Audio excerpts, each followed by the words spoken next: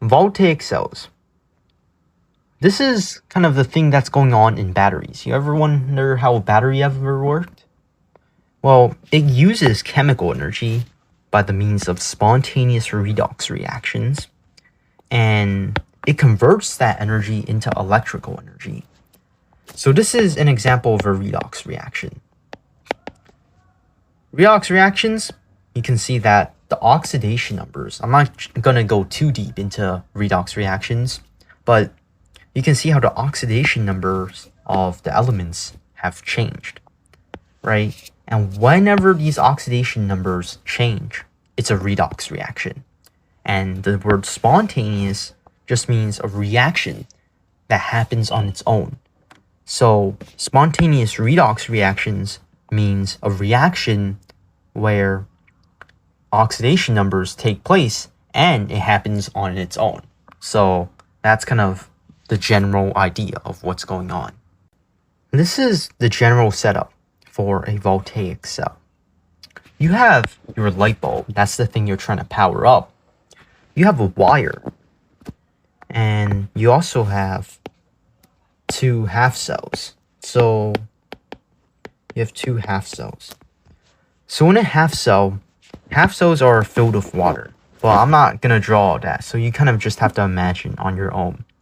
You have a solid piece of zinc, and this solid piece of zinc in the water is called an electrode. So you have an electrode here, and you also have an electrode on the other half cell. So two electrodes. You have a salt bridge, so this connects two of these things together, and this wire also connects two of these things together, you can see. And yeah, that's pretty much the whole setup. So let's see what's happening here. So zinc really wants to lose electrons. So this guy wants to lose electrons. And copper, it really wants to gain electrons. So they kind of make like a trade. I'll give you some of my electrons, and you take the electrons, and we're both happy. Let's do it. Zinc gives away two of its electrons, and these electrons travel through the wire. So let's just say these electrons, they travel through this wire right here.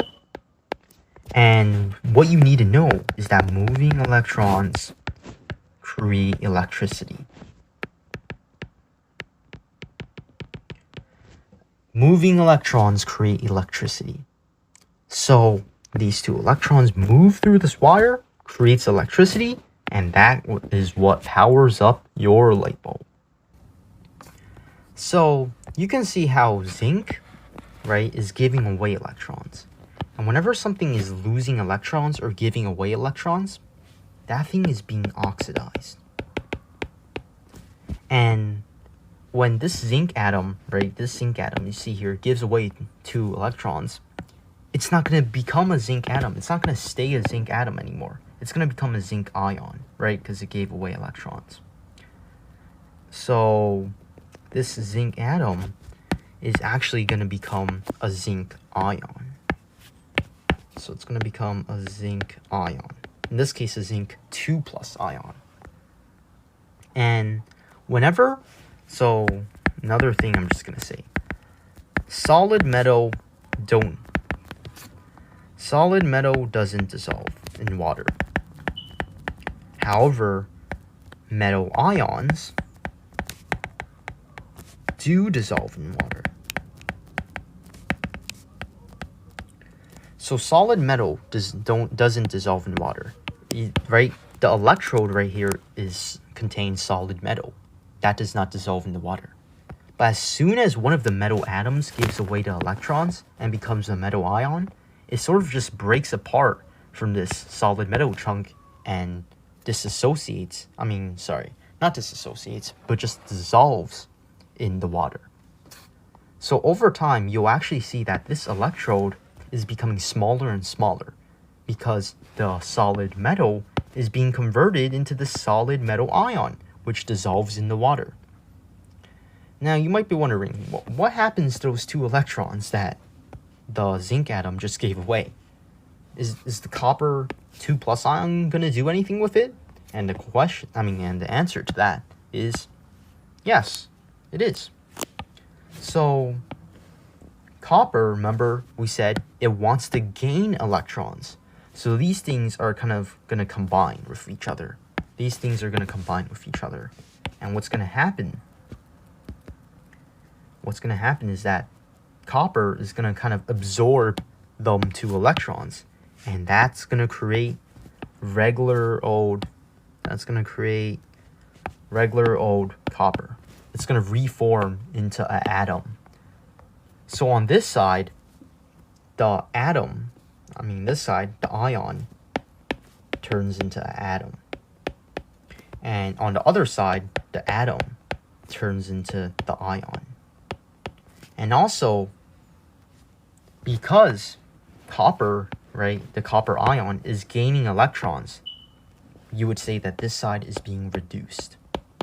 Okay? So this seems like a lot, and it is. So just to recap what we've done. Zinc atom gives away 2 of its electrons, travel through this wire. And moving electrons cause electricity. So the electrons flow from the anode to the cathode. And it's going to reach this solution where the electron is going to react with one of them ions in the water, the copper ions in the water, and that's going to reform back into a solid copper atom. So ion's going to be turned into an atom. Now, how do you remember that the side that's being oxidized contains the anode, and the side that's being reduced contains the cathode, right? The side that's being oxidized has the anode. The side that's being reduced has the cathode. How do you remember that? Well, there's actually this thing, anox red cat. That's all you got to remember. This anox, this stands for anode and oxidation.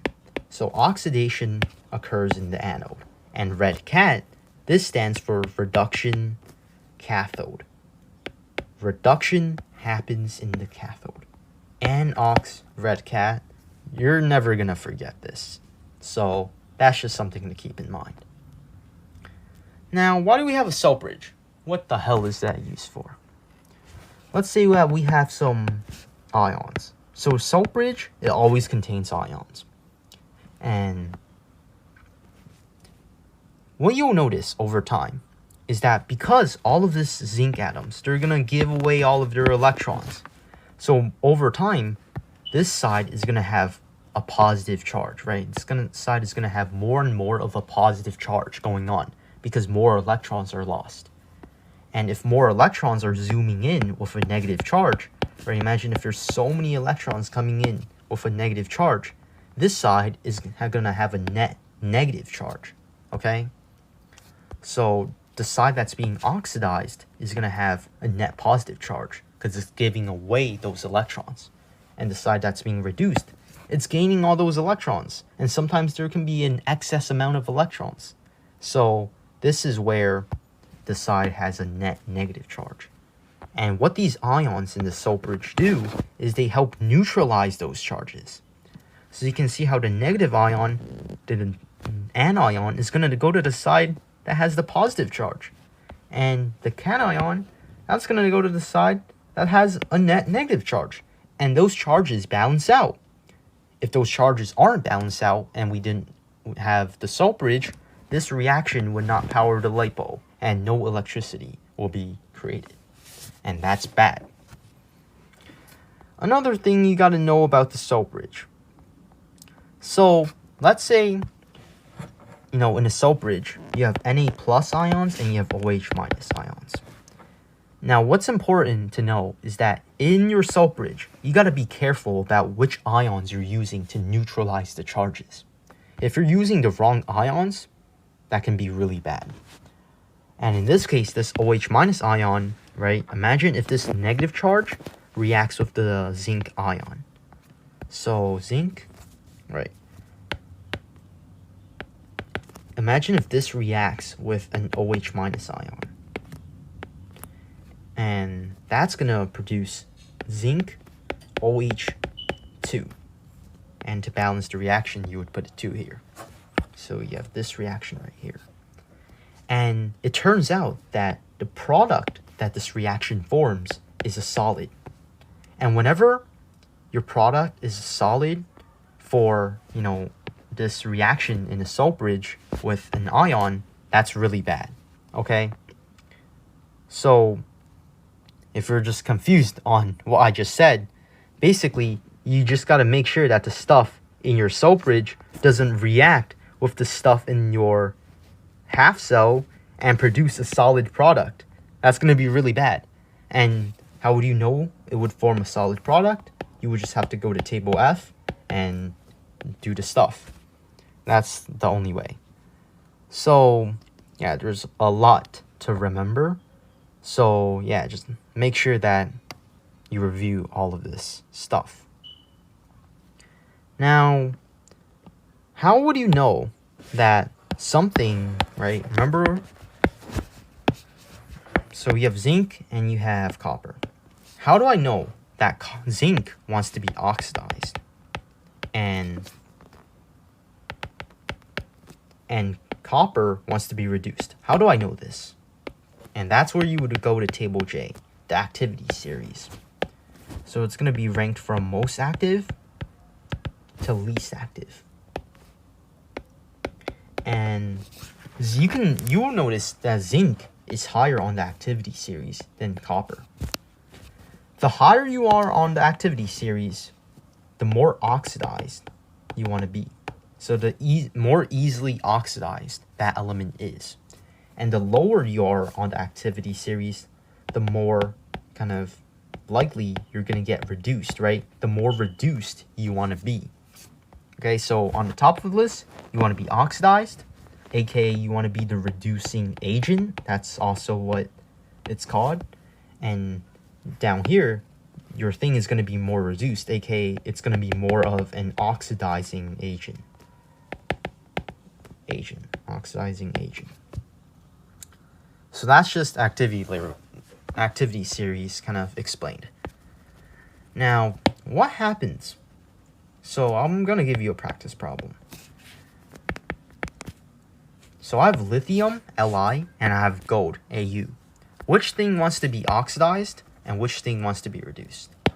So which thing wants to be oxidized and which thing wants to be reduced? Well, lithium is higher on the activity series than gold. So that thing is going to be oxidized. Well, because gold is on the bottom of the list, that thing is going to be reduced. So it's going to gain electrons. It's going to be reduced. Okay. Now,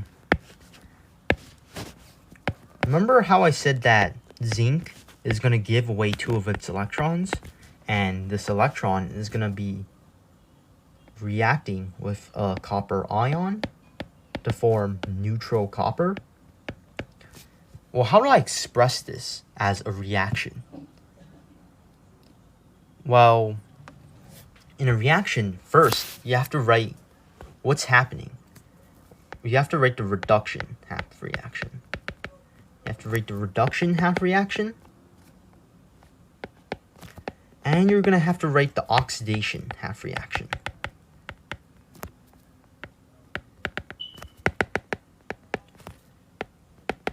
So what do I mean by that? So first of all, let's write the reduction half reaction. Now, what's being reduced? Well, the thing that's gaining electrons is this copper 2+ ion. So the copper 2+ ion, you can see from the diagram, it's gaining 2 electrons. So it gains 2 electrons to form just regular old copper. Remember, copper ions are soluble. They're aqueous.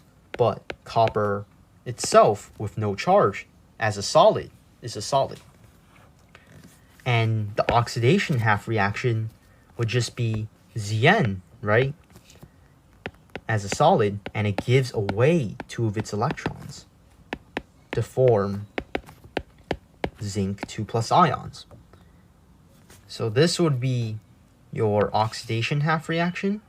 Oh no, sorry. This would be your oxidation half reaction, and this would be your reduction half reaction.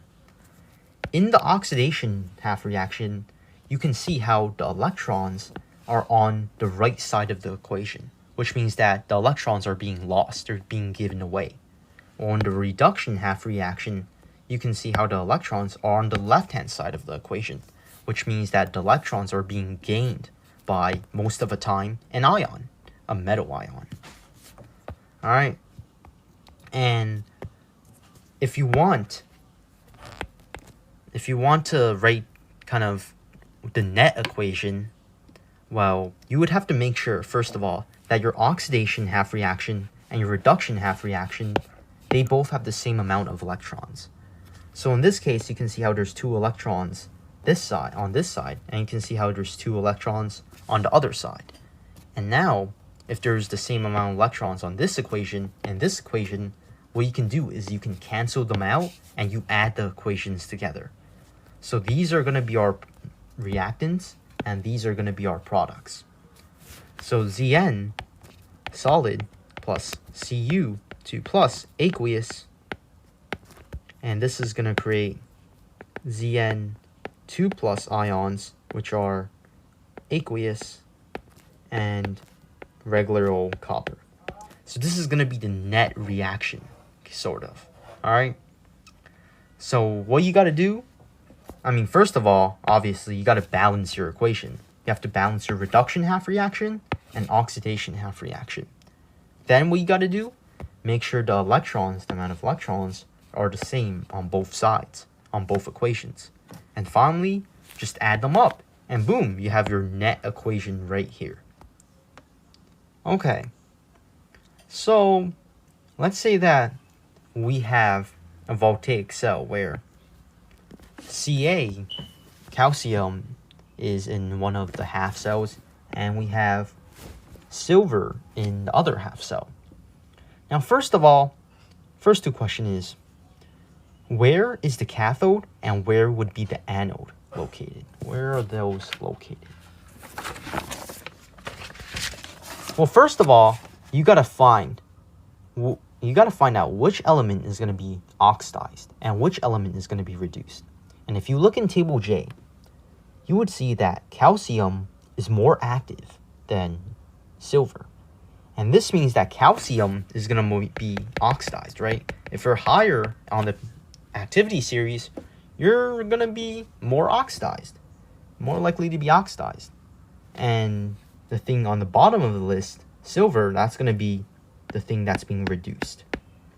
And remember back to our mnemonic. Red cat, anox, red cat. Oxidation occurs in the anode, which means this would be the anode, this would be the side with the anode, and reduction happens with the cathode. So this side would have the cathode. It's that simple.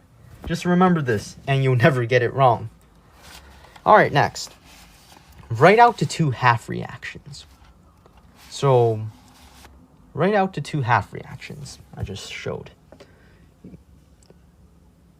So, the thing that's being oxidized, right? So, in this case, we have calcium. And this thing is a solid. It starts out as a solid. And the calcium, what's going to happen to it is it's going to lose electrons, right? The thing that's being oxidized loses electrons. And if you look at your periodic table, you'll see that calcium likes to form a +2 charge, right? It's going to form a +2 charge, which means that it has to lose 2 electrons, right? So the charges balance each other out. So not only do the elements have to be balanced out, but the charges have to be balanced out as well. You see? 2 times -1 is -2. -2 plus 2, that's 0. And that matches the charge of this side, which is 0. So this would be your oxidation half reaction. And you can see how the electron is on the right side of the equation, which means that thing is losing electrons. What about silver? Silver, well, silver likes to form a +1 ion, which means that it only has to gain 1 mole of electrons, or 1 electron, to reform back into its solid state, right? So silver has a +1 charge, so it's only going to have to gain 1 electron to reform into a neutral compound. And the net reaction, I don't think we have to learn this yet, but just as a preview, right now you can see that the amount of electrons on both sides are not equal. So what we got to do is we got to multiply this side by 2. It's like finding the LCM of 2 numbers, right? So we multiply this reaction by 2, and we're gonna get, so let me just write out the reaction. I'm too lazy to write out the states of matter, so just pretend like I wrote it down. So 2Ag plus 1, right? Because we multiplied the equation by 2, plus 2 moles of electrons, or 2 electrons, gives you 2 atoms of silver. Now that the electrons are on the same on both reactions, we can actually cancel them out. And now you just have to add up your products, and you have to add up your reactants, and that's all. So your net reaction is going to be Ca plus Ag plus 1 yields Ca plus 2 plus 2Ag, and obviously, 2Ag plus 1. And now the charges and the atoms are balanced. You can see the amount of atoms are balanced, and the amount of charge, the charge is also balanced. So yeah, that's just a little preview of what might be coming up next.